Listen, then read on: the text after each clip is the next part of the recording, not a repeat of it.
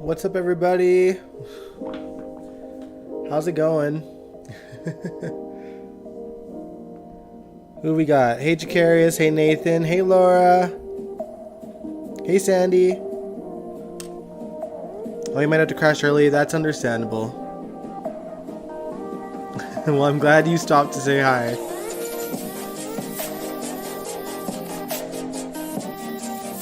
How are you guys today? You all doing well? Good to hear, good to hear.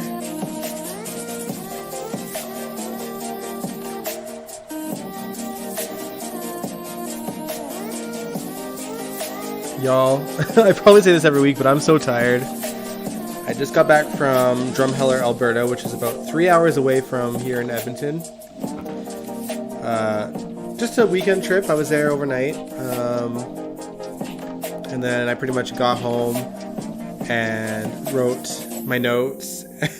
And then, yeah, got the live ready. So here I am. I've made it.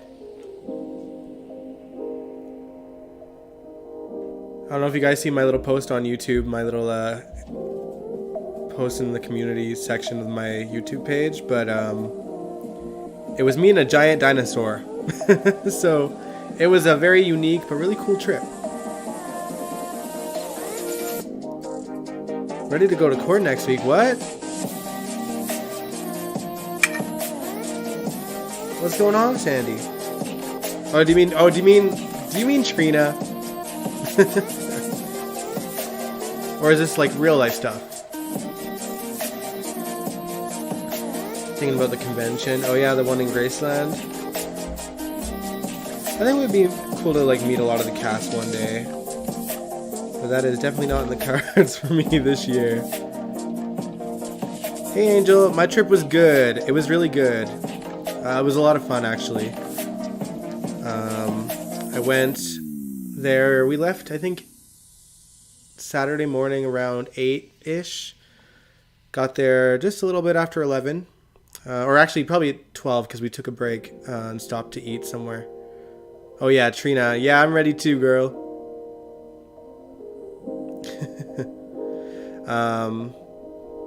But yeah, the trip was good. We went to these cool sort of rock formations called the Hoodoos.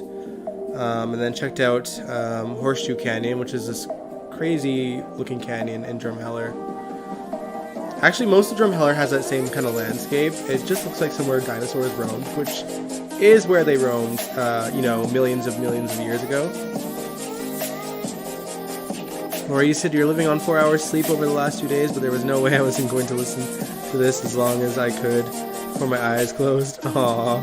Rolling J's and talking GH the upside of the week. Well, I'm glad my trip kind of prolonged this live stream. Graceland's not far from you. Well, hey, if you can afford it and you want to go, then go for it, Jacarius. If I lived close, I definitely would, for sure. But yeah, and then I went to see the Passion Play in Drumheller, which is like, Jesus' story and, getting nailed to the cross, rising after 3 days, that whole thing. I'm not a religious person, but man, that cast was phenomenal. Seriously. I have it in my story right now, although it's probably almost gone again because it's been 24 hours to show like a little bit of a scene from it. But I'll post it as like a post on my Instagram later. DCV_Dion, if you guys want to check that out.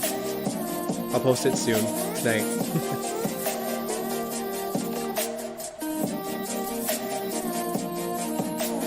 This is like some single white female-ish. What?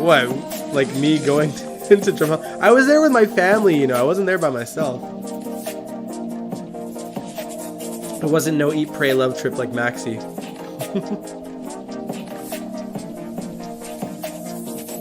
But yeah, a lot of fun. And then this morning, before we came back here, we went to the Royal Tyrrell Museum, which is the dinosaur museum over there. And we went to this little like 6-person church, which is teeny tiny. I don't think I posted the pictures of that yet, but it'll all be on my Instagram before I go to sleep tonight. Just do one big photo dump. Oh, I'm talking about Nina and Carly. All right. Yeah, we'll get into Nina and Carly. But yeah, I have my notes all ready here, so if you guys are ready, we can talk about GH. Let me know if you're ready to go. I need Ava to find out about Esme and Nicholas. Yeah, I do too. Man.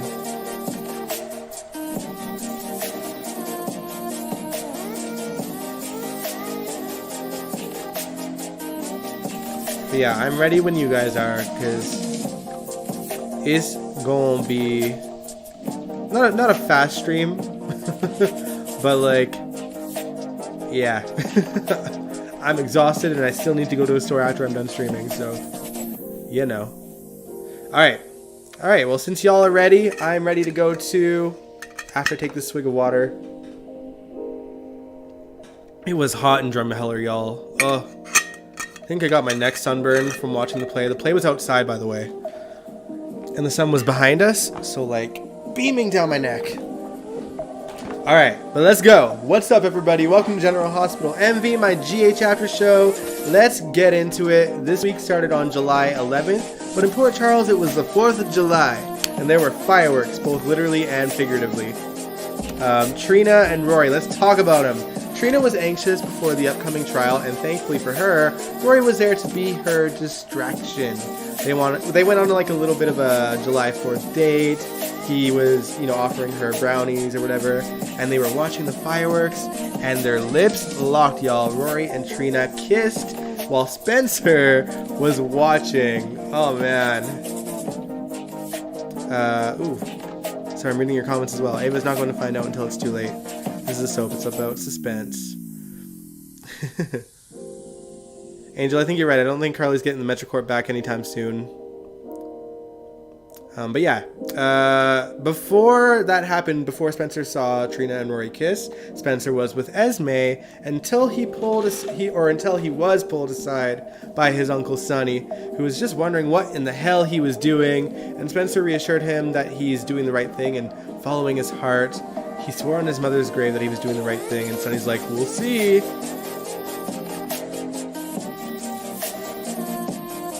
I think it's lame that they did the 4th of July so late after the real holiday. Well, how could they not? The episodes have been pushed back because of the trial, so we would have seen it on the 4th of July. But the only way we'd get it on the 4th of July is if they skipped a bunch of episodes, and then we'd miss half the plot. Anyway, needless to say, Spencer didn't watch the fireworks with Esme. He's more determined than ever to bring Esme down, but so is the rest of Port Charles. Marshall and Curtis managed to track down the burner phone guy from the dive bar and scared him right to Spoon Island. They couldn't follow him without looking suspicious though, so it's a good thing Ava was conveniently at the docks when they were, and they told her what was up. So she rushed over to Windermere and tried to catch them. Burner phone guy confronted Esme and said that there was people on his ass about her and wanting him to talk to the police, and he wants some money for his silence. Whether or not that happens remains to be seen, and of course, he managed to hide before Ava got into the living room where he and Esme were chatting, but she did hear his voice at least. She tries to offer Esme a check to confess, which doesn't work obviously. Lord knows getting rid of Esme won't be that easy.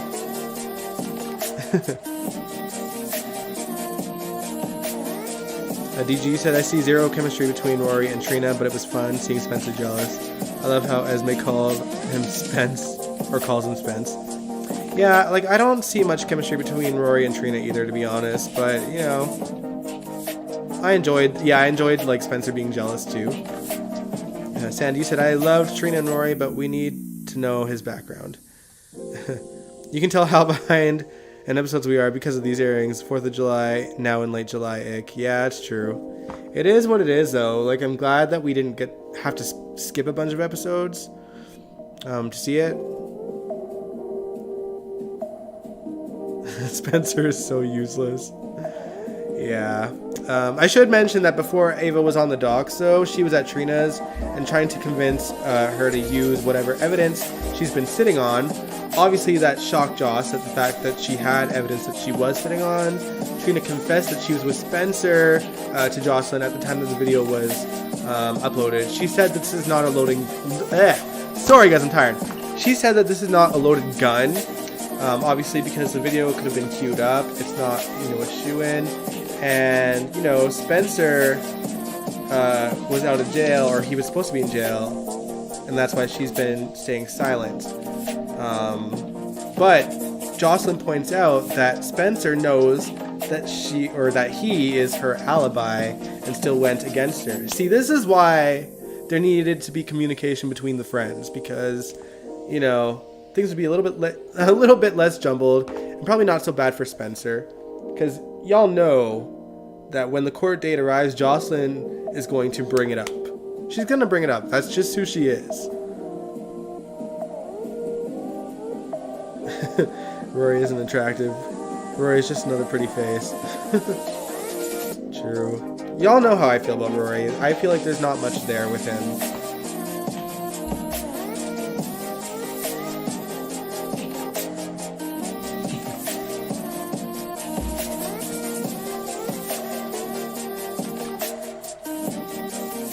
No one is going to get rid of Esme. I think the execs love Avery Cole, so Esme has plot armor. She will get out of her mess. Personally, I love Avery. I think Avery is a fantastic actress. I think she's going to come and go, worst case scenario. I think she'll be like a Nell in the sense that she'll have a few plots before she's gone, but it doesn't necessarily mean she won't do time, because, Nell did time and she didn't really go anywhere off screen for too long. Ryan Chamberlain has been in jail the whole time. She didn't go, or, he didn't go off screen much. Alexis was in jail. She didn't go off screen.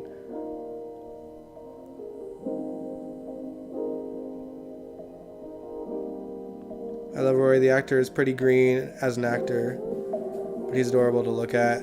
Listen, speaking of that, okay, because I think we gotta talk about something here, like not just with you, DG, just in general, y'all, because Spencer, he was trying to put his plan in motion this week. He goes to the hospital to pick up the DNA tests that show that Carly and Jocelyn are in fact mother and daughter, which we already know, but he's going to use that piece of paper to try and get Esme to confess to the crime. But while he's there, he runs into he runs into Rory, and Spencer's like beating his chest, right, because he's Spencer, and they have this shot of them together on screen, and Rory is so damn short. Spencer towers over him, and I don't think that Spencer, or the actor that plays him, is that tall of a guy. So I just wonder how short the actor that plays Rory is. Like, honestly, man.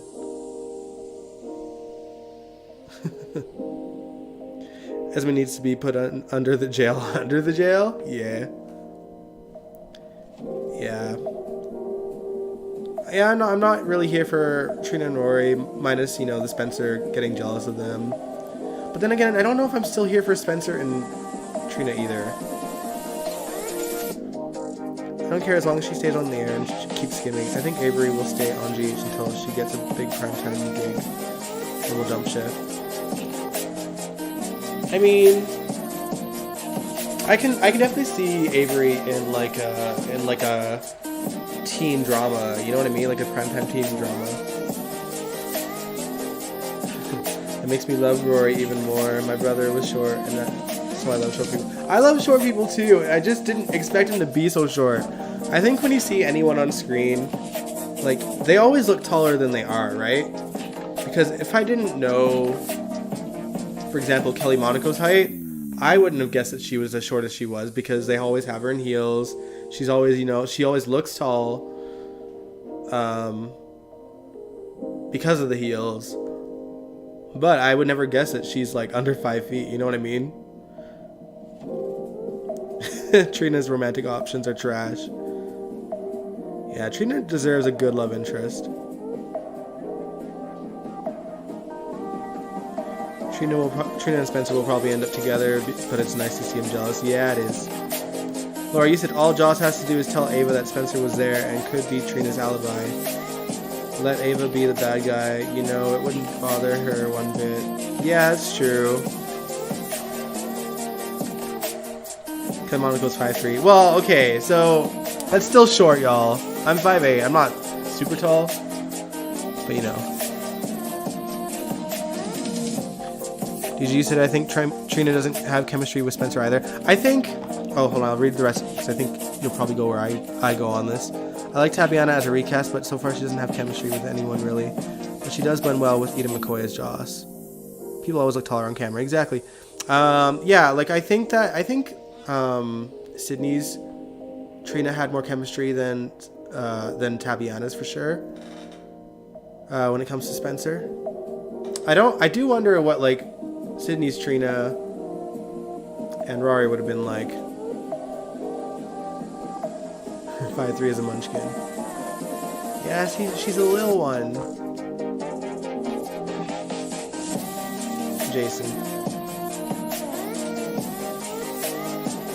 Kelly Monica always look small compared to Jason. Oh, that's it. Yeah, I mean, yeah. But at the same time, for all I know, like, Stephen Burton could have been, like, super tall. You know? I don't know Steve's height by heart. But for all I know, he could be, like, 6'3".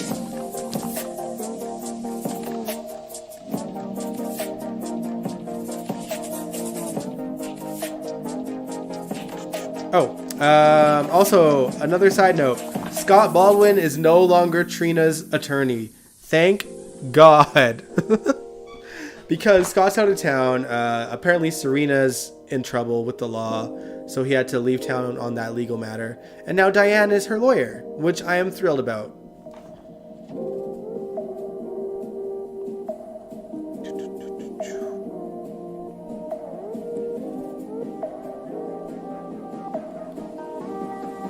But yeah, I think you guys are probably as excited as I am when it comes to Diane being her lawyer. Although she's not, like, super confident, it seems. Like, she kind of mentions, like, you know, I don't always win, even though Jocelyn was like, yo, like, she gets Sunny off on everything, and he's committed most of those crimes. DG, you said Sydney just has a stronger screen presence. That's true. She seemed more confident and a bit more experienced, but I don't know her background because I haven't Googled her background. I mean, I don't know. Yeah, I don't know if GH was Sydney's first acting gig. I don't know if it was Tabiana's either. I think they both do a fine job. Like, I think they're both great actresses. But, you know, chemistry, you just never know. Sandy, you're loving Diane. Yeah, me too. Portia was actually asking Diane a lot of questions about her mental state, or rather the mental state of people if they lose a trial.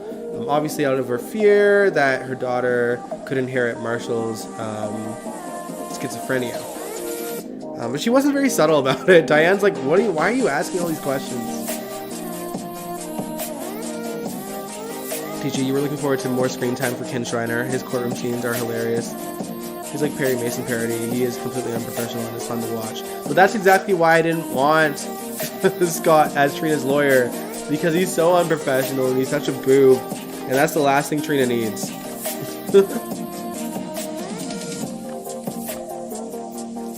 Sydney has been acting since she was a little girl. Okay, Sandy, that's good to know. Not surprising either. I do miss Sydney, but I think Tabiana is doing a good job. It's just, you know, the chemistry thing, it's really no one else to blame. It's kind of like the recast was inevitable. But continuing on about Portia, she also had a conversation with Stella and told her to stay out of the courtroom because tensions are going to be high. And as you know, Stella has some health issues. Anytime that she gets into a stressful situation, she could be in danger of, you know, collapsing again. She also has a conversation about, you know, racism in the justice system with Stella and how there's always going to be potential that she will be tried harder than someone who is white in the situation. I love that GH is never afraid to go there. And I think that while in some cases things like this can be preachy, I think they actually did a really good job at kind of having it seem like a natural conversation, which was good. Like, it wasn't too hard-hitting. Although I guess it depends on the viewer. If there's, like, you know, viewers that are a little bit racist, then it's going to pull on their strings, and I don't hate that. Or, you know, close-minded viewers. Hate me for not hating that. Portia needs to tell the truth about Trina. Yeah, she really does. Oh, you also said Steve Burton is like 5'10 or 5'11. In an interview, Steve said they stuffed his shoes so he can be the same height as Sean Kanan. Really? When auditioning for the part of Jason. That's hilarious. But it's so funny how much Steve Burton and Sean Kanan look alike. Though they're not related. They were related through marriage, but they're not related. But they look so much alike physically. Look at GH trying to be woke for 5 minutes. Since we're talking about height, you're 5'2", and while tall people are reassuring to short people when we need to reach things off of shelves, the eye contact with intimacy with someone a similar height. Honestly, I have a lot of friends that are short too.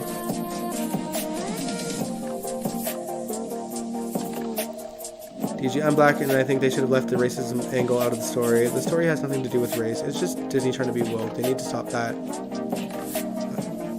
Well, that's the thing. Like, I think there's like conversation about like if Esme were in that position, but it's just the reality that it's a possible situation. You know, it's the reality of the situation in the justice system that does happen, and it does come down to, you know, a jury. I think it's normal for like black families to discuss the possibility, especially when she is facing the justice system, especially nowadays. They wanted the brothers to be the same height, AJ and Jason.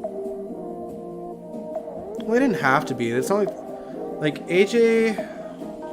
I'm trying to remember my Quartermain history here. AJ was born first, right? Jason is not the older brother, right?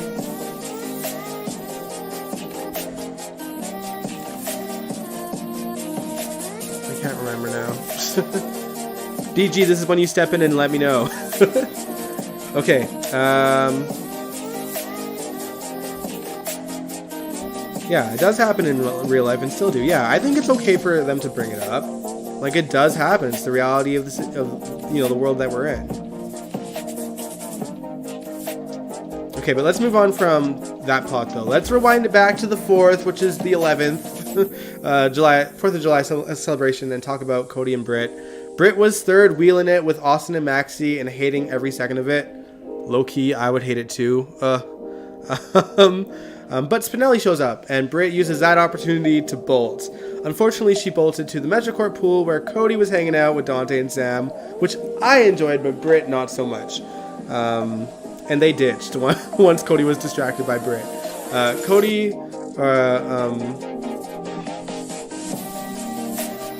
Cody gloats that they are each other's match on Society Setup, which Spinelli rigged to match because he blackmailed him into doing it.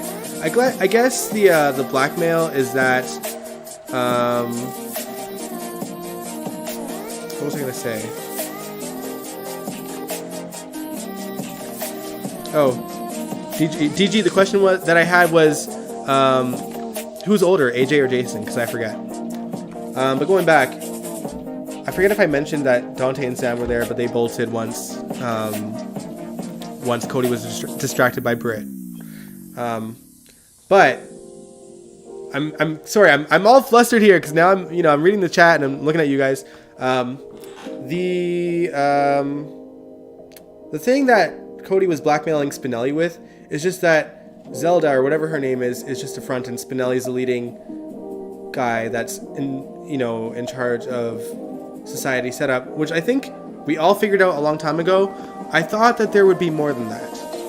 Did y'all think that there would be more? The way that they were building it up, it seemed like there should have been more than that. AJ's older than Jason. Yes, thank you very much. Good looking out, DG.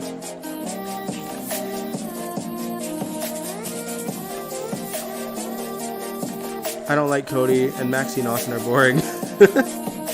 See, I think Maxie and Austin are boring. But side note, speaking of Austin, he is still dealing with that mystery person, whoever they are. He had a phone call, during the fireworks with this person, and all he said was, live up to the end of their bargain.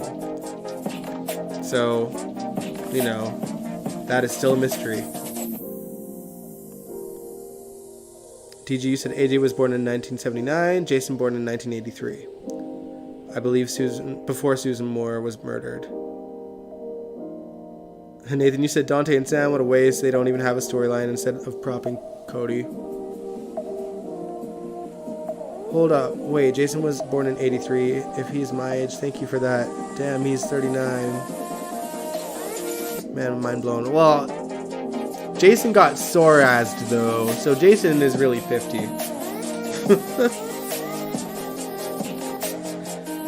Oh, man. Alright. Let's talk about Laura. Because I kind of want to vent, y'all. I really do. After Valentine had failed to roofie Laura, Victor decided to try to take things into his own hands by hiring a sniper to kill her. He was going to do it at the Metro Court, and then Valentine was there, and he stepped in, and he noticed the sniper and got Laura out of there, basically. And he goes to Victor and he says that there are ways to neutralize Laura without bloodshed. And he points out that everyone that loves Laura is not going to stop until they find out who killed her anyway. And so I guess what Valentine does is he lights Leslie and her husband's house on fire, and they live in, I think, in Italy or Spain or something like that. And Laura has to leave town to, cater to her mom and be there for her mom. You have to remember that both Jason and AJ got rapidly aged. Yeah, exactly.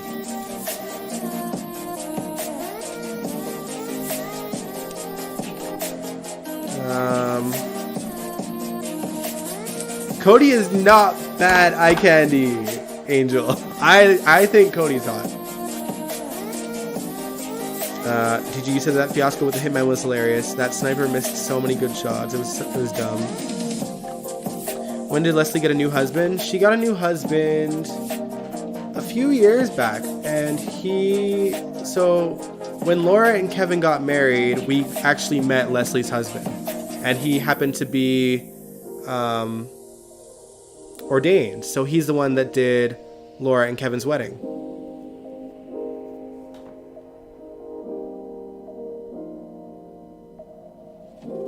That's Victor getting Laura out of town. No, I think Valentine is the one that set up Leslie's house being on fire because he was like, leave it to me.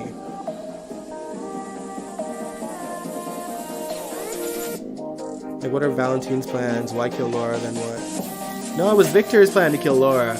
Valentine didn't want the bloodshed. Valentine is the one who set Leslie's house being on fire in motion, I guess. When did Leslie get a house in Italy? Leslie's been living there. Leslie has been living in, like, Europe with this man for pretty much the whole time, and she just comes to town every once in a while. Like, Leslie hasn't lived in Port Charles in a while.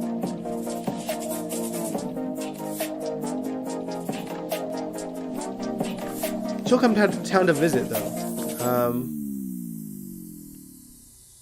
Okay, but back to it, though. I want to level with you guys here. Let me vent. I love Jeannie Francis. You guys know this. I definitely think she deserves the same golden treatment that Tony Geary got back in the day in terms of their vacation time. But what I hated about Tony's vacation time and what I hate about Jeannie's is that it tends to disrupt the story, especially in Jeannie's case, because she's so heavily involved in the story about Victor Cassadine.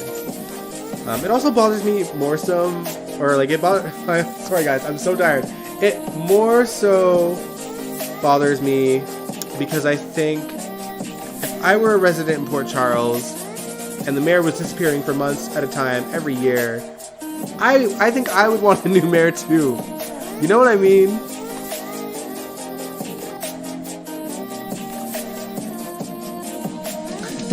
You get the V names mixed up, Angel. DG, you said Josh Kelly is not in the shape he used to be. I don't see, shape doesn't bother me. I'm not that shallow. He was a waste, and that's why I don't like him and want him on GH. Frank's pet. Fair enough. Let me see. Luke's character always leaves though is natural. Yeah, see, exactly. Like, even though it would disrupt the story, it wasn't they made it so, you know, Luke was always a character that liked the open road, so it wasn't that jarring when he left. But Laura is the mayor of Port Charles, like... Laura never got a mayor's office. Exactly. She just has all her meetings at the Metrocourt. Or the hospital. They used to tape Tony's scenes in advance and give him taping priority in this vacation. See, but not really, though. Like, from what I remember of Luke's time for, like, you know, coming and going, he was just gone. And he didn't come back until he was back. The only time that they actually taped his scenes in advance was during the Fluke story, when he was like playing, you know, Luke and Fluke. Luke and Luke split personality. They had him like do like scenes so he could contact Julian. But that was the only time that like he did tape in advance. Beyond that, he was just gone for the summer. But again, it wasn't that jarring because Luke would go off and, you know, we'd see him be like, you know, I need to hit the open road for this reason or another reason. And I think that the writers back then did a good job at kind of ending Luke's arc in a spot where it made sense to leave. Like, he'd have a big plot happen to him, like on screen, and he'd need to like hit the road to just have some time to himself. Or, you know, if he was going for a mark and it had to do with a story that would eventually pick up when he got back.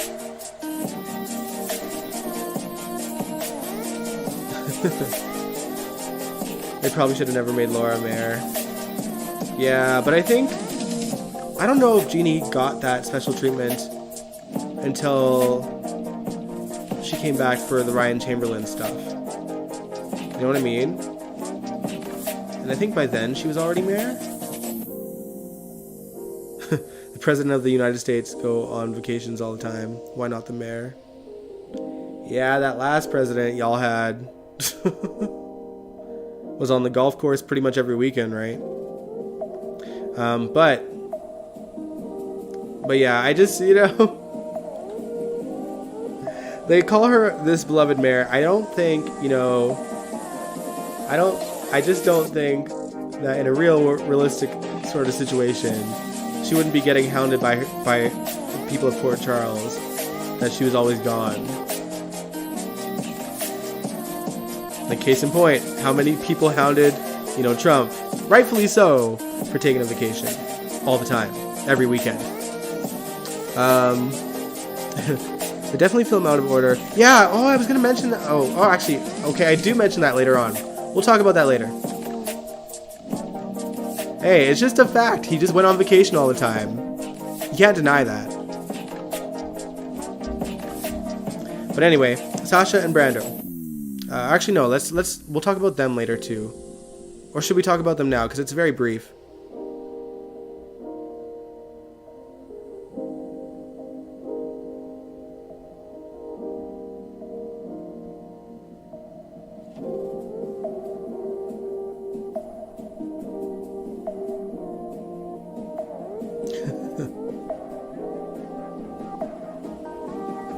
DG, we're not getting into politics because I know that me and you and pretty much everyone else here is going to disagree with you. But anyway, Sasha and Brando. I should mention that we've seen them briefly. It wasn't too much of a story. Everyone's trying to make her go to rehab, and much like the Amy Winehouse hit, Rehab, she's saying no, no, no. But I guess what's unique about this this sort of, say about the scenes that I did enjoy was that we got to see Brando and Dex talk, and we got to see a little bit into Dex's history with the army or you know, being a soldier, which I kind of figured he was one because obviously he was connected to Chet. Chet was in the army. Chet is the one that sort of recommended Dex to Sonny, right? Although I don't know how Michael got to him beforehand. That they never really explained, did they?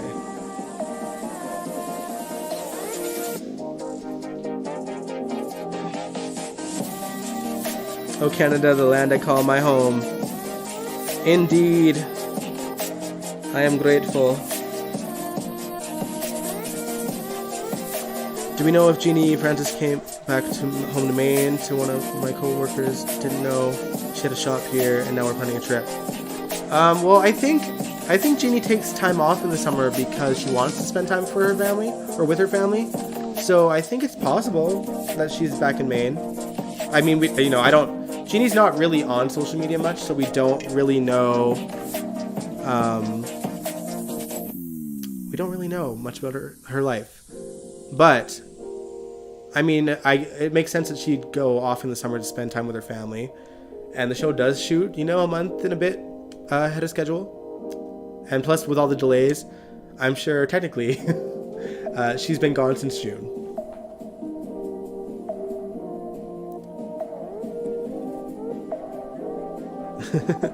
Bill Clinton balanced the budget without other countries looking at us weird. Yeah, pretty much the rest of the world is looking at the U.S. like, oh, y'all, these last few years, and even now. We're all just looking like, what the actual F?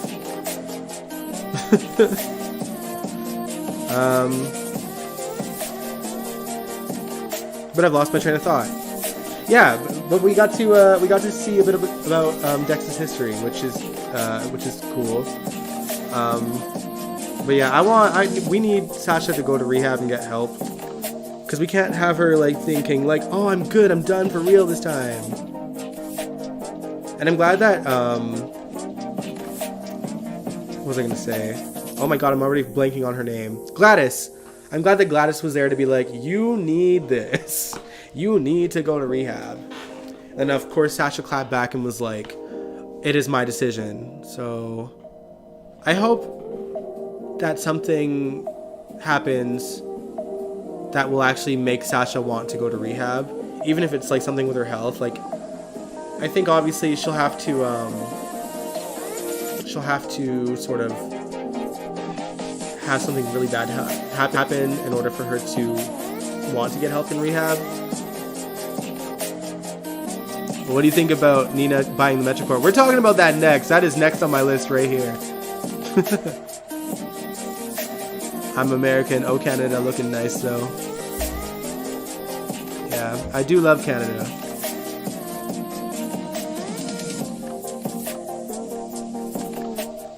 But yeah, shall we talk about Carly and Nina and the Metrocore? I think it's time. All right, let's talk about Carly, y'all, because Nina bought her half of the Metrocore and tried to offer it back to Carly, which went so well, as you can imagine. Nina tries to come off as sincere and saying she knows that she can never make up for what she did with her family, so let me just do this one thing at least and ease or take away the stress. And when Carly calls Nina out, Nina just has this smug smile on her face as she leaves the room. And that's how y'all know it was bullshit on Nina's part. And then, to make matters worse, Nina then decides that she's going to keep her half no matter who offers to buy it from her, which Olivia and Ned actually tried to, and she refused to accept. And Olivia was furious because she does not want Nina as a partner. Carly gonna get back on her feet. Yeah, she will, because she's Carly. Nina is a snake. Poor Sasha, she needs another rock bottom. Yeah, she really does. But yeah, I mean, here's the thing. First of all, I'm probably gonna enjoy Nina and Olivia butting heads just because that would be entertaining to watch. Lisa LoCicero is so fun to watch, when Olivia gets angry. She's so good at it. DG, you said, I never really feel sorry for Carly. I've hated the character since Sarah Brown played her. I just can't see her as a heroine, despite Laura Wright being a good actress. Yeah, and that's what I was going to say, too. I do not care much about Carly either. But I would still take Carly owning the Metrocore over Nina. Because I don't want to see Nina trying to, run around and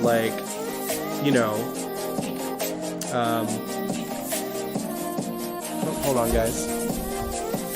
What's going on?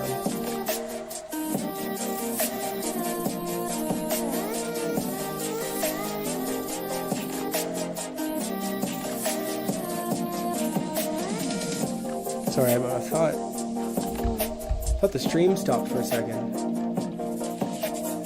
It's still going though, y'all, right?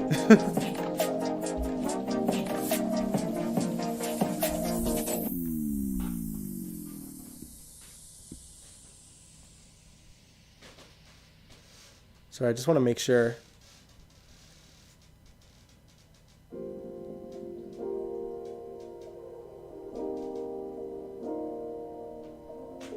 Okay, am I good? Am I still live? I think we're still live, right? Sorry, I have my phone in front of me with the live chat, and the live chat disappeared. So I thought that the stream ended or something. But I think y'all are still here. I hope. All right. Anyway. As I was saying, I don't care much about Carly either, but it beats Nina owning it. I don't want to see Nina like running around when she doesn't know how to be a hotel owner at all. And you still live? Okay. Thanks, guys. Sorry, I freaked out for a minute. I've never had my chat just like close on me before. Oh, so it happened to everybody. Everyone lost the chat? That's so weird. Okay, whatever.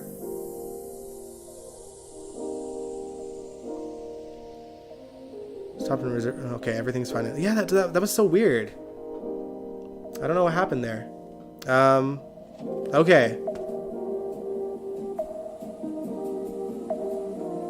Nina ain't gonna own it that long, trust me.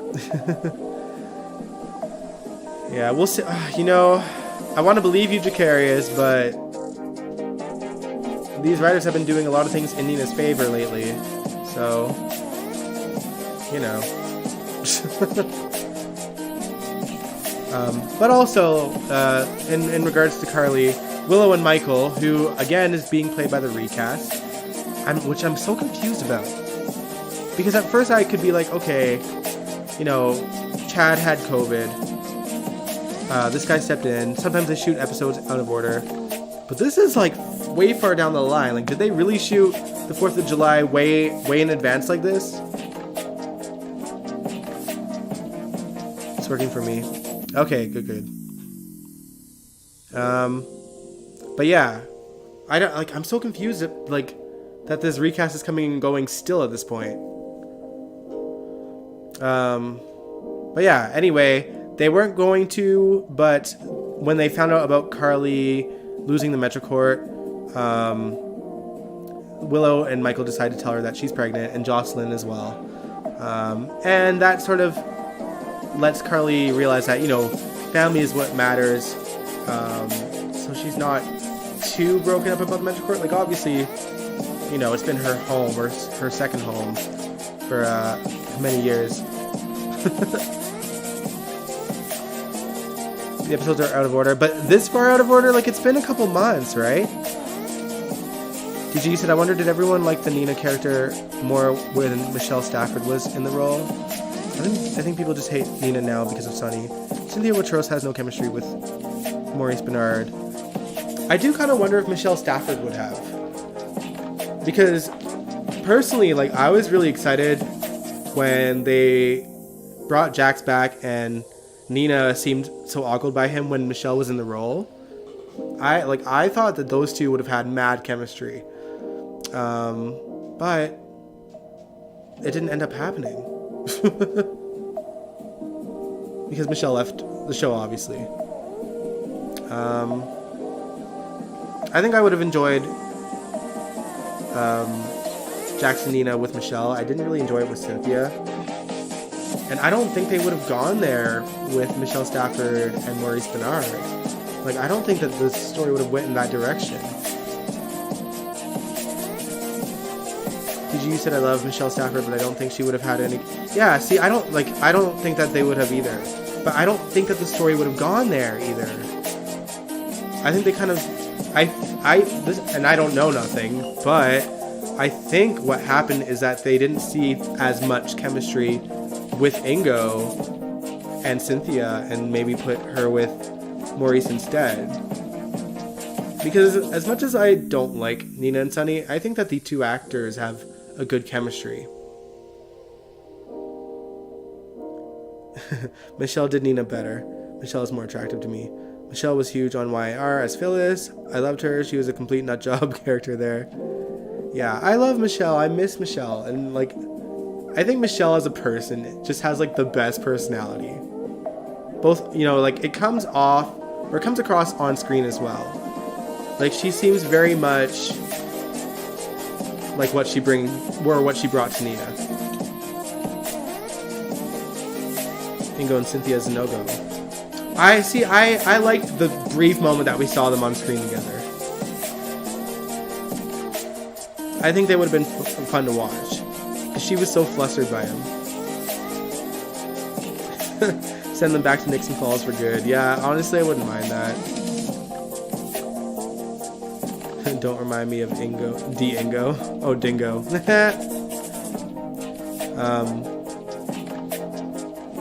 But yeah, anyway, like I was saying though, Carly felt reassured that, you know, family is the most important thing, and Drew helped her pack her things, and she walked out of the Metro Court.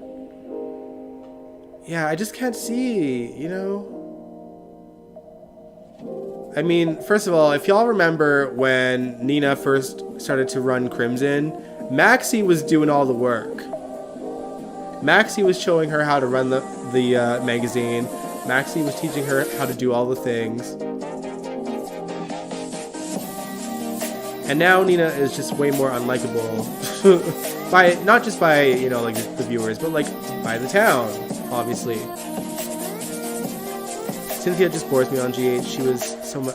sorry, I'm reading DG's comment. Cynthia just bores me on GH. She was so much more dynamic as Psycho Annie on Guiding Light. On GH, she just whines and goes over the top and fast forward through her scenes. Sunny is Nina's lab dog. Yeah, man. Yeah, I didn't watch any of Cynthia's other roles. I know she was on Survivor too, right? Or not Survivor, what's that show? The show, where the plane crashed. And they were all living on an island for a while. You about to go to sleep? Good night. Alright, yeah, I've got no more notes, guys. So yeah, we can pretty much wrap up this stream anyway.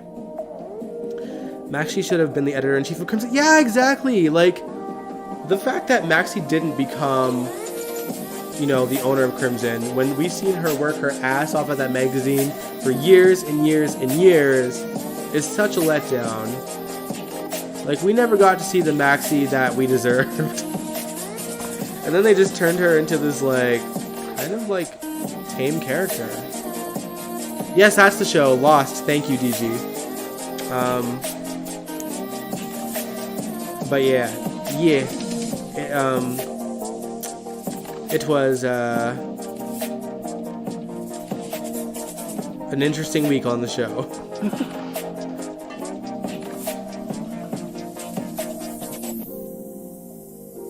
But yeah, what do y'all think of the show this week? Let me know.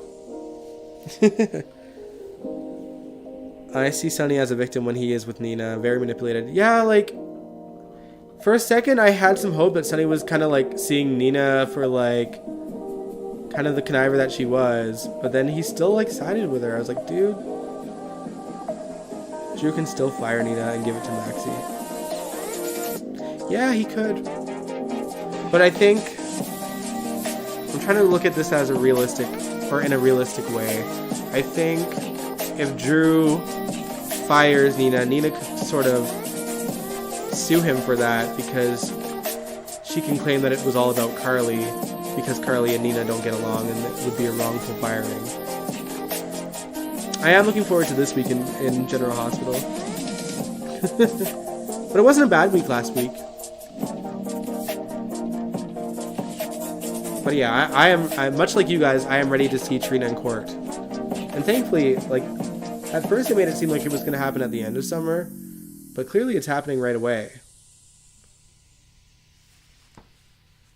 DG said, for me, GH is just about Esme and the teens, Laura and Anna.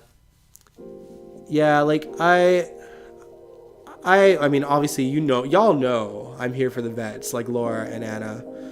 And Felicia personally, you know, but I don't think we're going to see her much given her personal situation for a while anyway.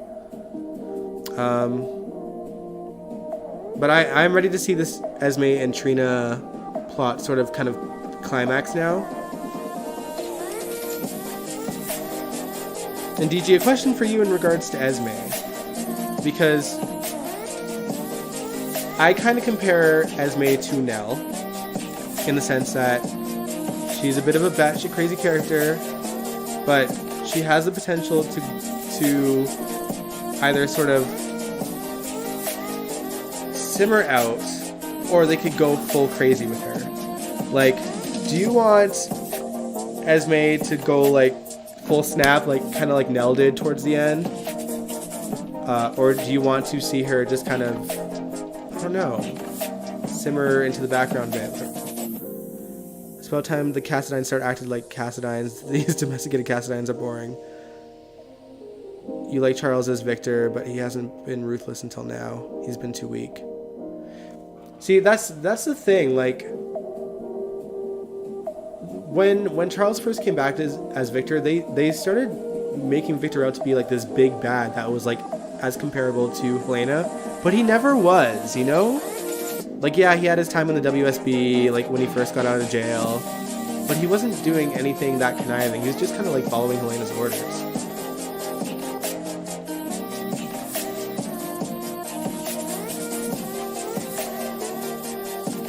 But yeah, like, what direction do you want to see Esme go in, DG? That's my question.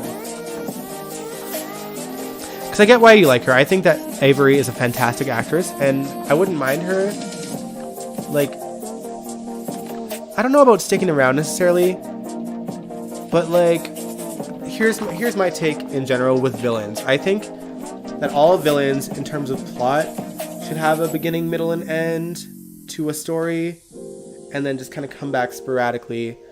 Like, if a villain is constantly getting away with everything, that annoys me. No matter who it is. It could be Esme, it could be Helena, it could be anyone. There just needs to be a start and a finish to a certain plot. Have them disappear for a while and then come back in whatever way that they can do it, depending on how the storyline ends. Like, whether that means Esme goes to jail for a while or Esme goes on the run, you know? Let there be like a bit of a, you know, a good enough ending to this plot where they can bring her back and kind of put her in something new. Catch y'all Wednesday. Yes, see you Wednesday. I want the Esme role to grow as long as Avery wants to be on the show. Okay. Trina has to win the case. She's been through enough. Esme has to go to jail. Yeah, like, I think Trina has to win the case because, like, they don't need Trina going through more. Like, honestly, Esme has done enough to her. No, without Esme, hardly watch the show. I want her to always come out on top. Yeah, but then that's not a good villain. That's a predictable villain. See, this is, and I'm gonna go back to, like, because I think we talked about this maybe on Wednesday. Or maybe on a different stream. But any character who constantly wins every single time, that gets boring to me. That's why Sunny got boring to me in the past. Because everyone knew that Sunny would win every single time, and it made me resent the character. And right now I enjoy Esme. If she keeps on coming out on top, I'm going to resent this character. And I don't want to resent her because I think Avery is awesome. It's not so much about, you know, I need Esme to go. I just need Esme to not be the villain who always wins. Because GH does that continuously all the time. Heather was on for most of the 80s and never got caught. Yeah, but see, I think if I was watching in the 80s, if I was alive in the 80s and watching in the 80s, I think that would annoy me too. So, you know, that's just how I feel with villains in general. Or characters that always win every single time. That's why Peter August was unbearable to me, because he was winning all the time. And that's why Valentine annoys me, because he outmaneuvers every single time. Characters that never lose bother me. Is the gist of it. Doesn't matter if they're good or bad. If they always win, it becomes predictable. She can get busted and lose Spencer. Yeah, see, that's what I'm saying. Like, even like I don't mind if Esme is even on screen, as long as she gets busted. She can go to jail, and she can be in jail, and she can, have scenes with Ryan Chamberlain in the jail for all I care. But she just needs to lose so that I don't end up resenting the character, is the bottom line.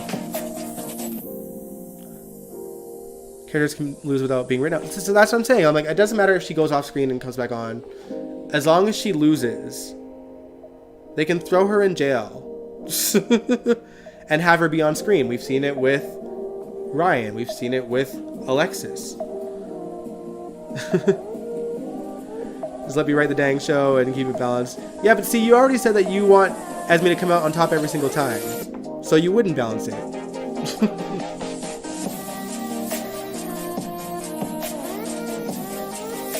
Helena is a great villain, in and out. See, yeah, like, for me, like, my favorite villains are the characters that, like, can go and come back, and you get excited every time they come back. Like, the thrill of a villain coming back is part of what makes watching villains so fun for me. Like, it's fine if, like I said, it's fine if Esme stays on screen, but gets busted and goes to jail and stays on screen. However, my favorite kind of villains are the ones that go away, and it's always a surprise when they come back.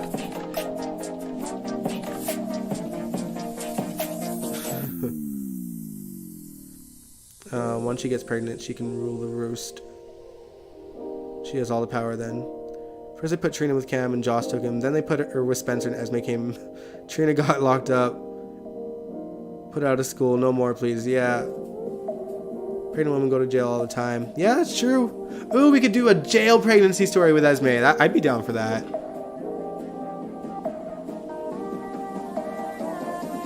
This dumb little video story is too weak to sacrifice a good actress for. I just, because Esme is so new, I don't mind her going to jail. It's just, like, when it keeps, like, going to jail and staying on screen. That's fine. But I think if Esme were to always win and come out on top and never leave the screen, then I would resent her, much like I did Peter August. Much like I did Valentine Cassadine. If Esme gets pregnant, she will be carrying a Cassadine. Cassadine shouldn't go to jail. Hey, Spencer did. Victor did. Victor was in jail for decades. Helena's even done jail time. Cassadines go to jail all the time.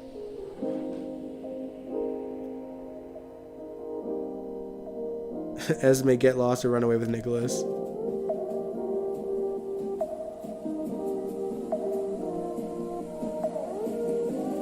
We're talking about a woman carrying a Cassadine baby. The Cassadines are like royalty. It doesn't matter. She'll go to the jail where Spencer is and where Ryan Chamberlain is. It's an easygoing jail.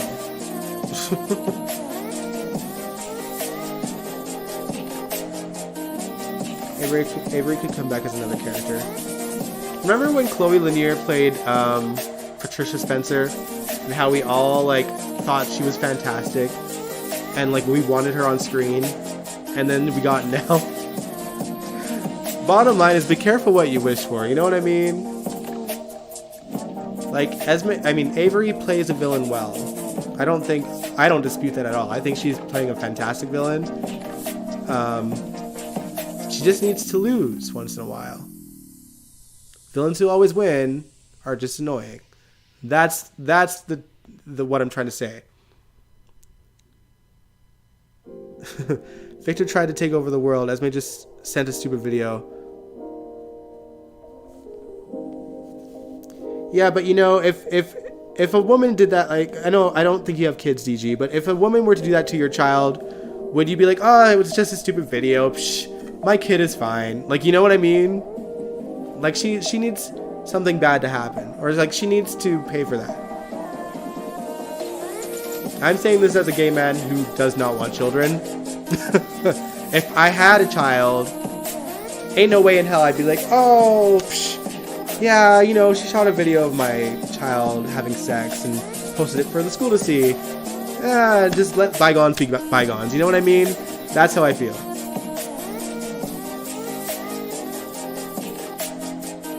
Sunny never went, but see, I also resented Sunny for never losing. That is my point. Villains who don't lose bother me. Villains who do lose do bother me. But Sunny did go to jail that one time, but then they got him out with that weird... Oh, you might have not watched back then, though. DG, Sunny went to jail for a few months on screen. With Ava.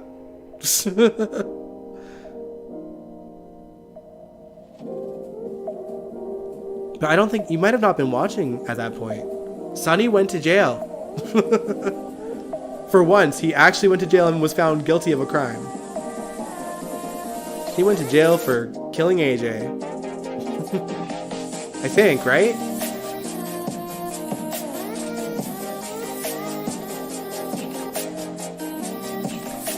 See, we'll have to agree to disagree there, DG.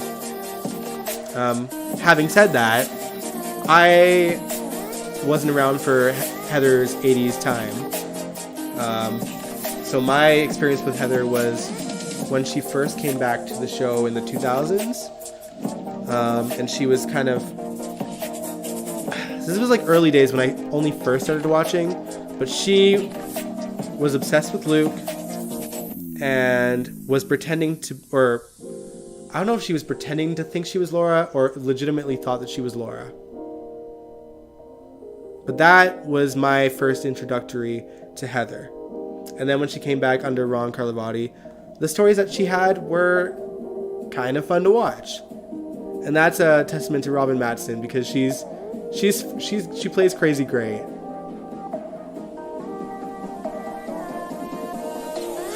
In the real world, Sunny would be a lifer. Yeah, okay.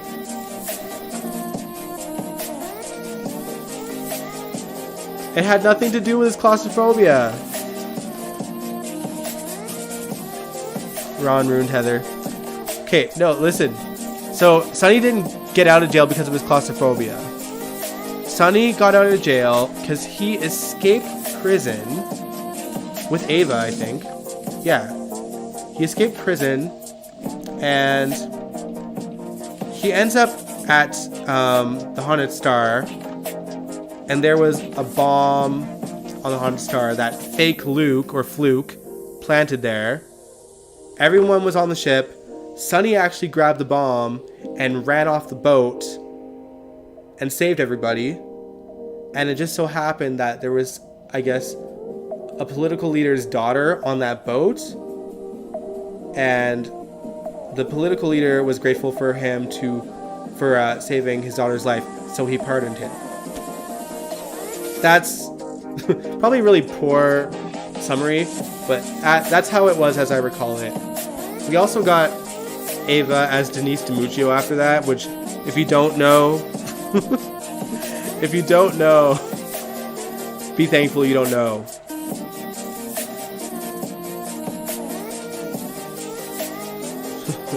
Sunny is a mobster. He should have been able to intimidate judge or jury.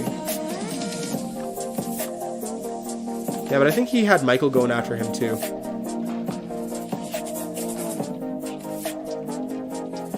In the 80s, Heather was not comic relief. She was violent and scary. Ron turned the character into a cartoon. Nathan, you said you liked Robin Mattson as Heather and even Janet on All My Children. Kate Collins from All My Children as Janet could have been a great Heather Weber. Interesting. I mean, he couldn't last because he would freak out being locked up with the bars in small space. You all know Deke, yeah.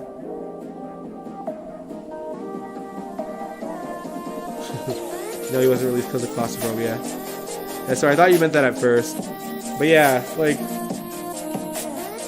It's funny, we've seen Alexis in jail for much longer than Sunny.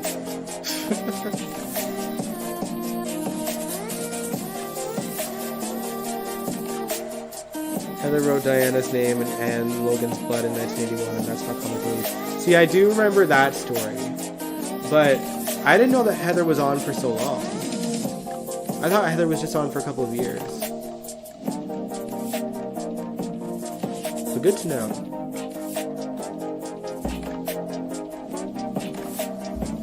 Alright, y'all, but I should end this the stream soon because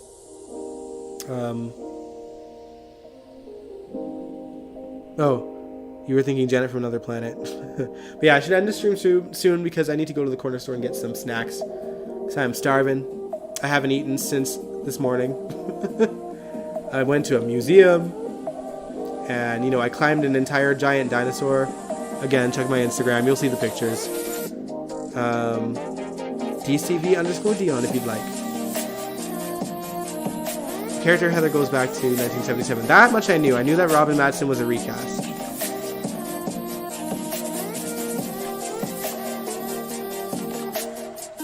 I know that the Heather that we seen take the LSD was not Robin Madsen.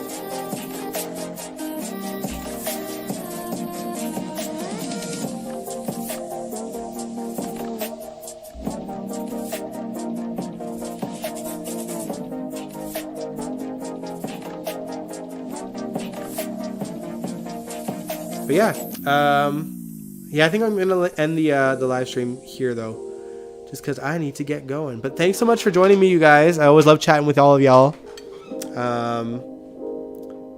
It's been fun. Cher Bono's sister Georgina originated the role of Heather. Okay, I didn't know the actress's name.